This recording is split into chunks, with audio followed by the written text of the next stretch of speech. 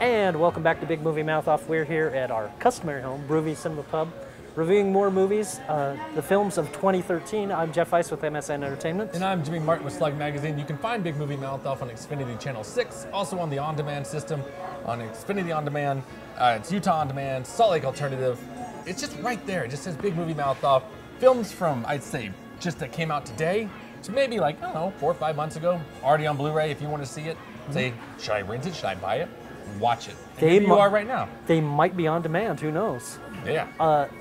Speaking of demand, was there really a demand for Matt Damon from Good Will Hunting fame and his director Gus Van Sant to team up? Well, they have for Promised Land, an environmentally conscious drama about natural gas salesman Matt Damon with Frances McDormand come to a farming community, failing farming community, buy up natural gas rights so the company they work for can, excuse the dirty term, frack in their community. That's rude.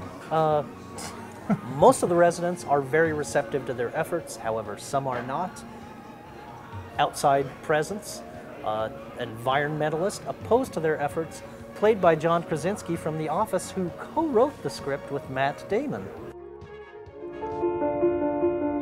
You guys have closed more towns than the team behind you by triple digits. How do you do that? I grew up in a large farming community. Tractor pulls, cow tipping. We had a Caterpillar plant. My junior year, they closed it down. And that whole farming town fantasy was just shattered. I'm selling them the only way they have to get back. I am happy to announce we will be bringing natural gas to McKinley. I can't believe this is right outside the city. It looks like Kentucky. 2 hours outside any city looks like Kentucky. Are you the owner of this place? No. Well, how come you're doing all the work?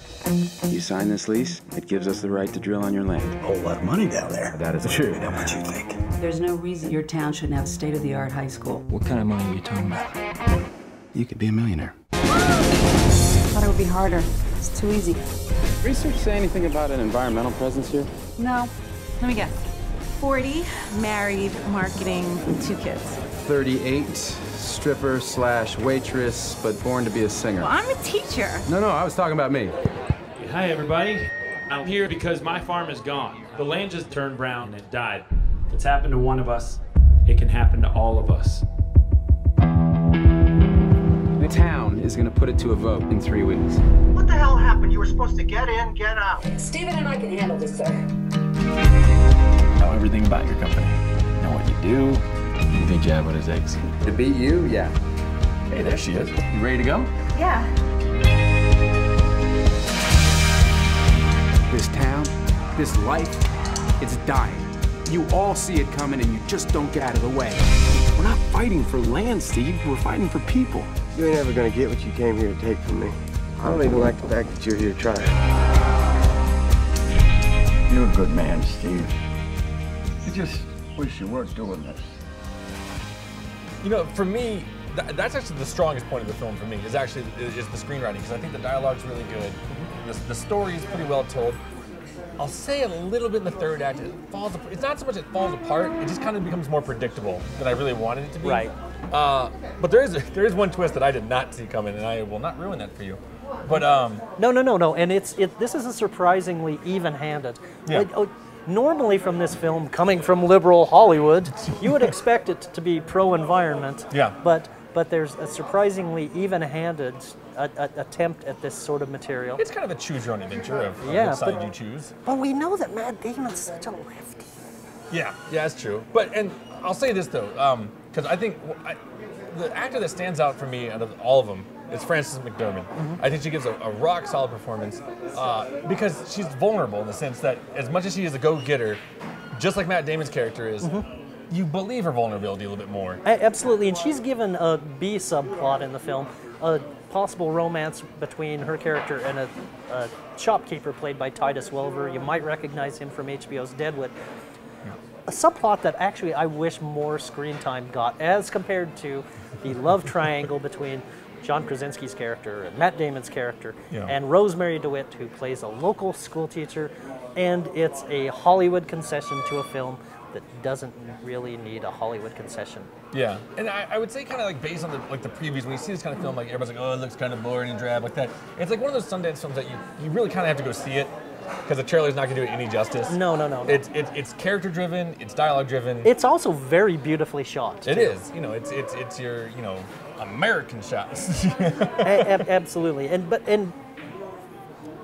But I'll get back to the third act, which is where the big confrontation becomes between the environmental forces and the natural gas company, and then suddenly a film that was very even-handed in its depiction of this material and its treatment gets sort of heavy-handed and beats you over the head with its messages. And again, there is a twist, but it still turns out in a very predictable manner, which is unfortunate for a film that sort of keeps you off kilter for most of the way.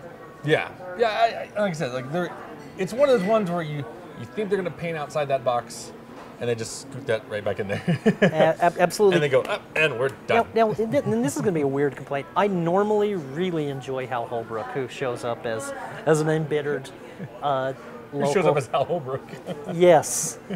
He's just playing the same role Hal Holbrook has played in every film. And when he shows up, he's there. You know what his character's name should be? Joe American? Mr. Explanatory. Mr. Expository, so he can help you explain what the negative side to this whole situation is. It's got a lot of faults, but it's got good things. Frances McDormand in particular, and the look of the film. 2.5 stars. Yeah, I think I'm actually right there with you. You know, it starts off so strong that you're like, please keep up this momentum. Yeah. And by the time you're done, you're like, that's an okay ride, I guess. You know, it comes in like a tractor on the plow. You know, it's just absolutely a little bit slow. But yeah, I think 2.5 stars for me. Not awful. We're still not in awful range. It's watchable, but it's not one of the stronger. It's would-be Oscar It's a contenders. rent it or watch it on a plane. Absolutely. And maybe you are right now, and maybe that's how you found this review. Hi, people on the plane. We wish you could find this review on the plane. All right, well, I guess that's going to do it for another episode of Big Movie Mouth Off. Like again, 2013 is not so bad so far. Yeah, I know. So, if 2.5 is as bad as it gets. Yeah, then this is going to be a great year. God, I just hope it stays that way. All right, well, we will get you guys another time, and we'll see you then. It's not going to happen.